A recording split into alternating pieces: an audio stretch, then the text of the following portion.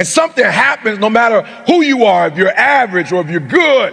When you get around greatness and you stay around greatness, you start listening to great podcasts and reading great books, and you start hanging around great people, and you start becoming a part of great masterminds. Guys, you just evolve. And I don't know what happened, but every year I went from a high school dropout and homeless to I started to becoming every single day. I don't know how many of y'all got asthma in here today, but if you ever had an asthma attack before, you short of breath, SOB, shortness of breath, you wheezing. The only thing you trying to do is get some air. You don't care about no basketball game. You don't care what's on TV. You don't care about nobody calling you. You don't care about a party. The only thing you care about when you're trying to breathe is to get some fresh air. That's it. Welcome back to the Invest in Others series, where we learn from today's successors. In this episode, we're going to dive into an extraordinary journey of a man who went from homeless to motivational icon. Meet Eric Thomas, a renowned motivational speaker whose voice has motivated people, millions of people from across the world every day. His story of resilience and determination is the reason why you should go against all odds. Join us as we uncover the rules of success.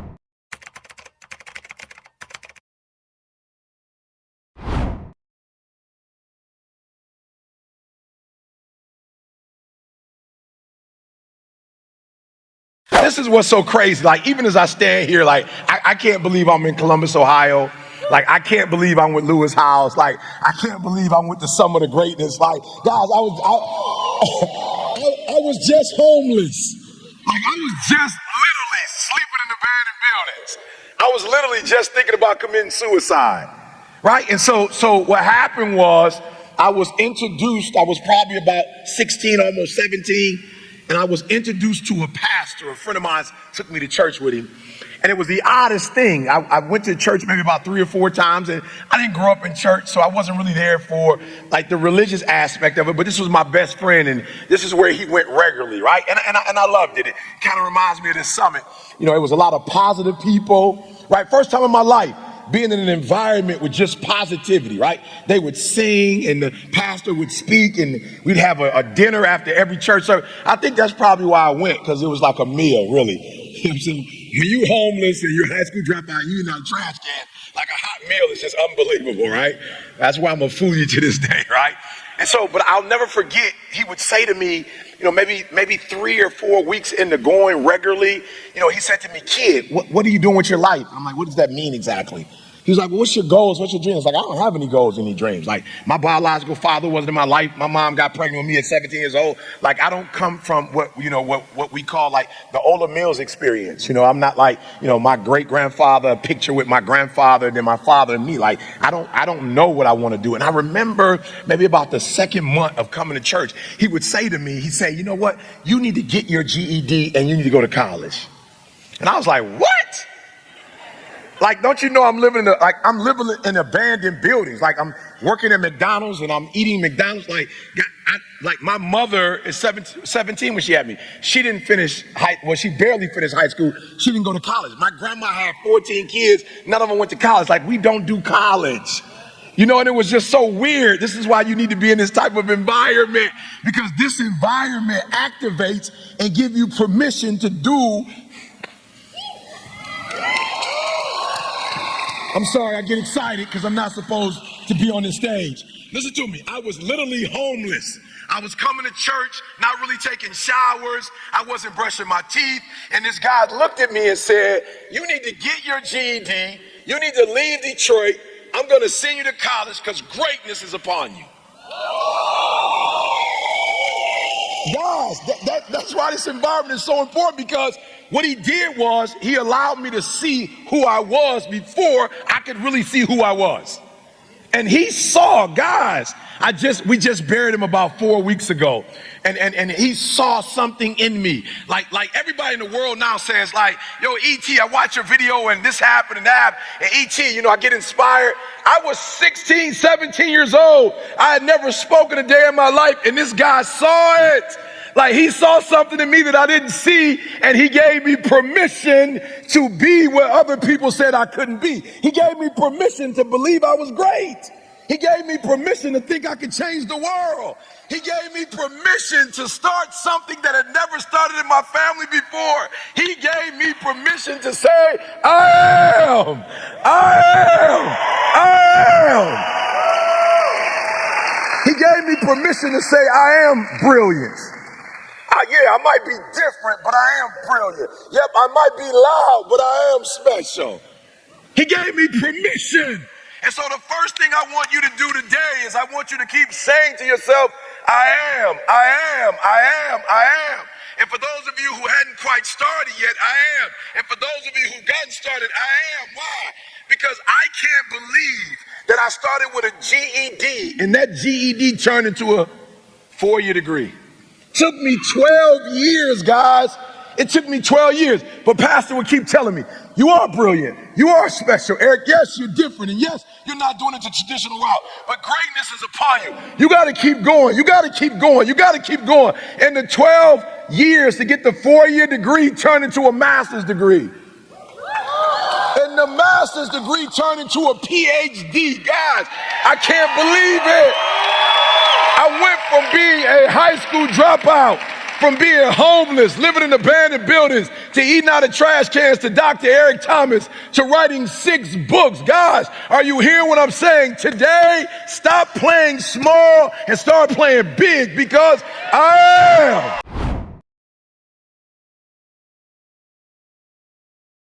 I don't know how many of y'all got asthma here today, but if you ever had an asthma attack before, you short of breath, SOB, shortness of breath, you wheezing. The only thing you trying to do is get some air. You don't care about no basketball game. You don't care what's on TV. You don't care about nobody calling you. You don't care about a party. The only thing you care about when you're trying to breathe is to get some fresh air. That's it. And when you get to the point where all you want to do is be successful, as bad as you want to breathe, then you'll be successful. And I'm here to tell you, number one, that most of you say you want to be successful, but you don't want it bad. You just kind of want it. You don't want it badder than you want to party. You don't want it as much as you want to be cool. Most of you don't want success as much as you want to sleep. Some of you love sleep more than you love success. And I'm here to tell you today, if you're going to be successful, you've got to be willing to give up sleep. You got to be willing to work off for 3 hours of sleep, 2 hours. If you really want to be successful, some days you will have to stay up 3 days in a row. Because if you go to sleep, you might miss the opportunity to be successful. That's how bad you got to want it. You got to go days without, listen to me, you got to want to be successful so bad that you forget to eat.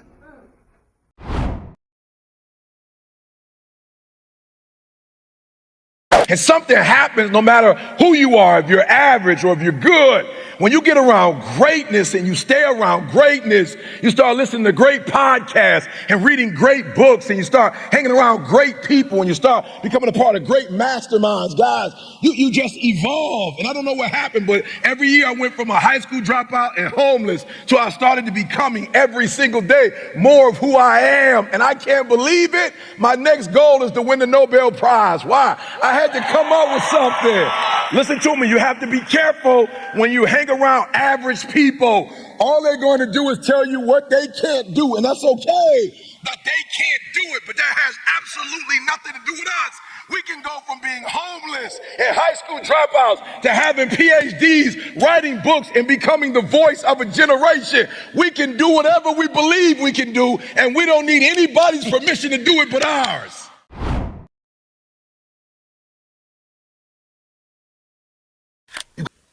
You're an American. You're a citizen. You have rights. Claim your rights. You are a citizen. You have certain rights as a U.S. citizen. Claim your rights. Claim there are beaches waiting on you, beachfront homes waiting on you. Whenever I went to the bank last year, my wife has multiple sclerosis. The Lord has blessed her, though. You wouldn't be able to tell. She's doing phenomenal. But dark days and, cold days don't work for her body. And so I bought her a home in San Diego. Somebody said, why San Diego? Because the weather is the same all year long. All year. So it won't bother her MS. It's always 70s. When I was buying a house, the lady told me at the bank, she says, how much do you want to sell your house for in Michigan? I said, what? Mindset. How much are you selling your home for in Michigan? I said, selling what? She said, your home in Michigan. I said, my home in Michigan. Did I say anything about did I say anything about selling my home in Michigan? Did we have that conversation? But in her mind, she couldn't see somebody being bi-coastal. So I was recently in my property in San Diego, and all the neighbors asked me, where you been? I said, at my home. They said, we haven't seen you. I said, no, in Michigan. They said, well, when are you coming back to San Diego? I said, in the winter. They said, you bought a multi-million-dollar home for the winter? I said, yeah. They said, why? I said, because it's my narrative. It's my narrative. It's my life. And I can choose to do. I pastor in Michigan. I go, are you hearing me? When are you going to live your life and stop living other people's lives? When are you going to start living your reality, your world? I can, I will, I must. I can, I will, I must. I can, I will, I must.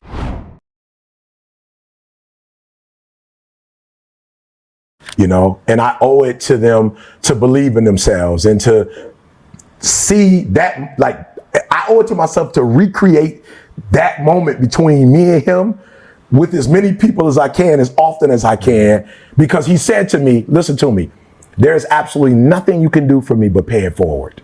Wow. And at that time, I don't know what pay it forward was. I didn't see the movie at the time, you know, but afterwards I began to understand what he meant. And so I'd literally wake up every day believing that I owe the people who didn't owe me anything.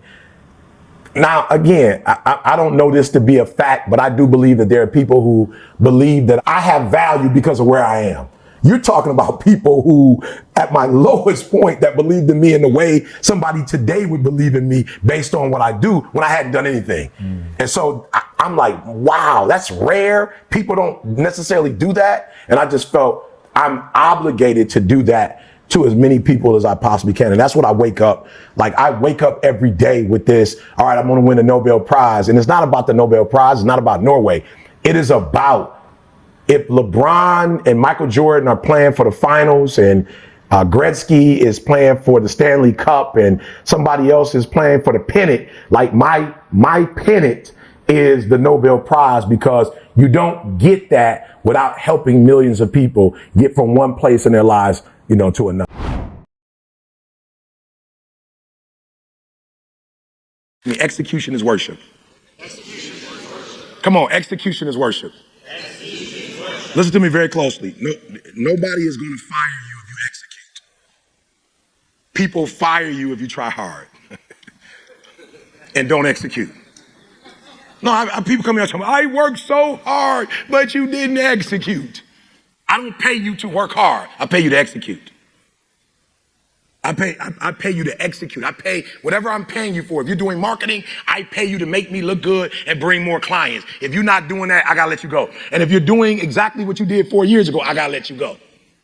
Because we should be getting better every year. Failure is not a strike against you. Failure just means you're doing something wrong and you're doing something right, but you're not doing enough right, and you need to figure out what you're doing wrong, and you need to make the adjustments so you can execute. Nobody's firing people who execute. I'm going to say it one more time. It says, people are firing people who try. People are firing people who put forth effort. But nobody's firing people that get it done. I want you to write that down for me. And the level of execution, what percentage would you give yourself? I execute 70% of the time, 50% of the time, 80% of the time, 90% of the time, 100% of the time. Write that down.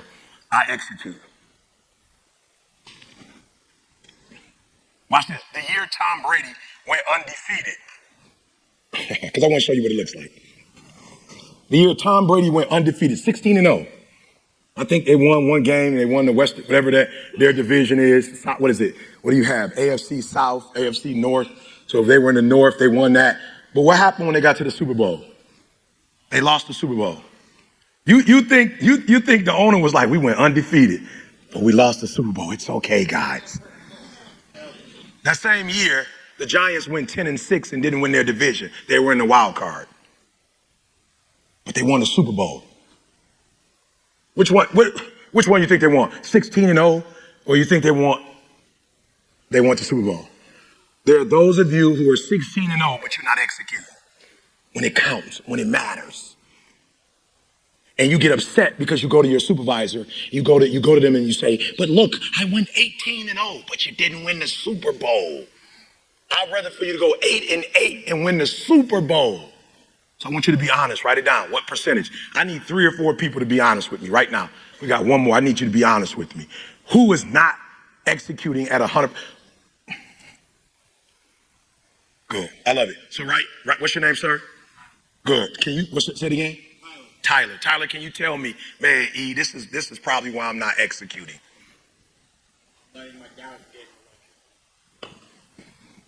No supervisor's gonna say, you know what? I just feel so sorry for you. You're letting your doubt get in the way. Makes my heart warm. I'm just being real. They're not gonna say that. What? Do they care? They might care. But in the capitalistic side, you gotta execute. So, all of us in the room who dealing with doubt, get it fixed quick. Go to a counselor or get a coach. But if you know you're doubting, fix that as soon as you can. Okay, there was somebody else. Be transparent with me. Why aren't you executing more? I let details get in the way. That's why I hired Moose. I don't even try to do details. That's not my thing. It's me right here. You cut the mic on, I'm good. You start doing paperwork, I'm here. I just shrink with paperwork. It's just not my strength. So I take some of my money that I make and I hire somebody who's good at details. And I actually make more money by letting him do what he's great at, and I do what I'm great at, and what a wonderful combination.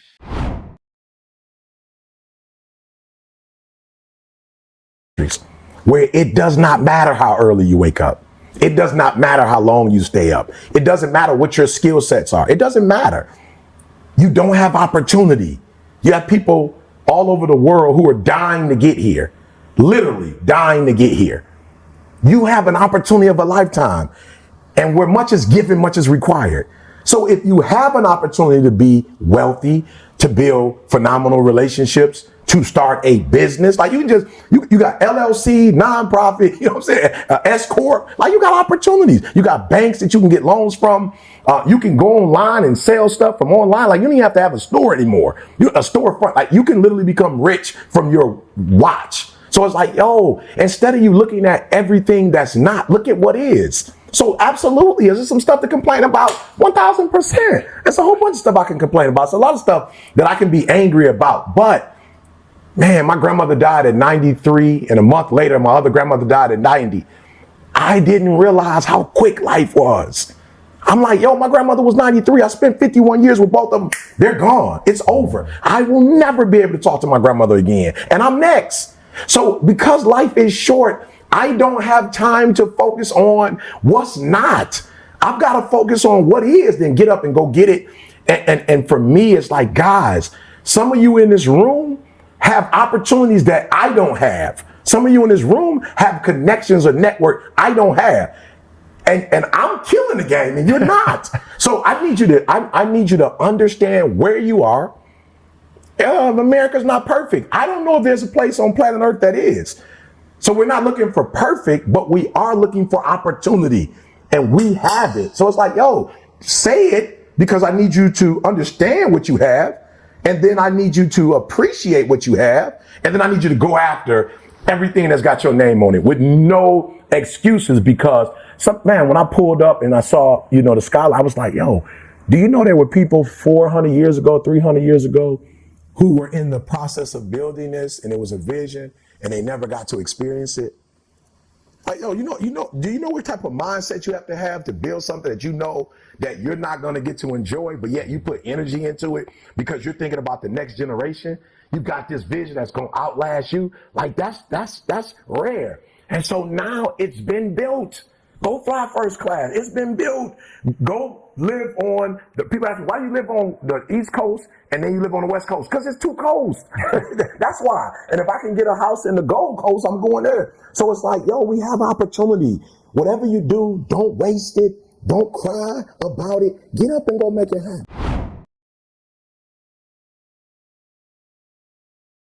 Some of you are taking stuff because you don't know who you are. You're taking stuff from people that you shouldn't even take because you don't know who you are. And you're dealing with stuff you shouldn't even deal with. So when I say this, I'm telling you, I'm not playing. I'm about to give you what God gave me. I am. Therefore it is. I'm being serious. When you can get to the I am and you know who you are, everything, Kendall always said, something leads, something follows. Something leads, something follows. When you don't know who you are, it's a whole bunch of mess that follow. When you know who you are, you set the precedent. When you know who you are, if you are a female that don't like fussing and cussing, you won't even let some dude who fuss and deal with you because you like, I'm not with that. And you don't go, I ain't been with nobody in 6 years. If you know who you are, you would rather wait 7 to get what you're supposed to get than to put up with some junk for 6. You won't do it. You just say, I'm going to wait. 6 people call you for a job you know you're not supposed to be doing. You ain't getting antsy. You like, I am. I'm going to wait. Therefore it is.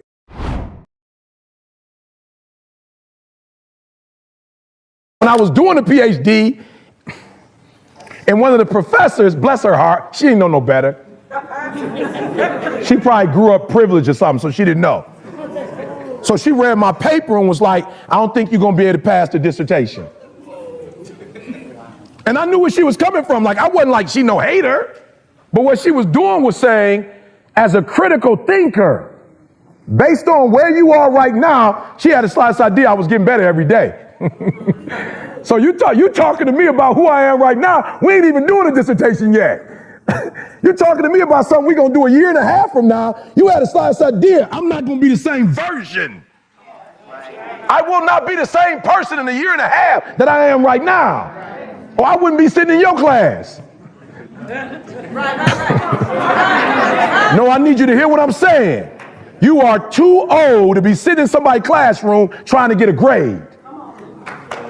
We way past grades, y'all.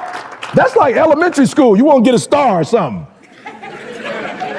That's elementary school. You want somebody to take you out for ice cream because you did what you were supposed to do.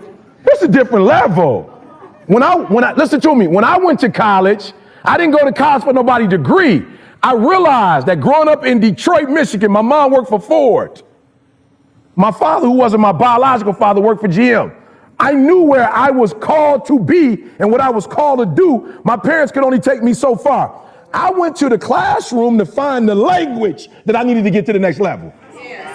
I wanted to hear what, you're not hearing what I'm telling you. I already knew I was going to be successful, but I didn't have some of the language. So I was going to class to look how they put sentences together. I was looking to find out when you put this word and this word, how you start. You're not hearing what I'm telling you. I wasn't going for nobody grades and still got good grades. But I wasn't going for grades. I was going for the code. What's the code? I need to know the code. What's the code? And all this to say today, we'll see you guys in the next video. And I hope that you liked this video. Be sure to implement these rules to your everyday success because it's on the way. Don't forget to hit that like button and share this with your friends. Also, I will link the books that are created by this author down below. Check out the description. Don't forget to subscribe and also comment below whatever you think your favorite rule to success is.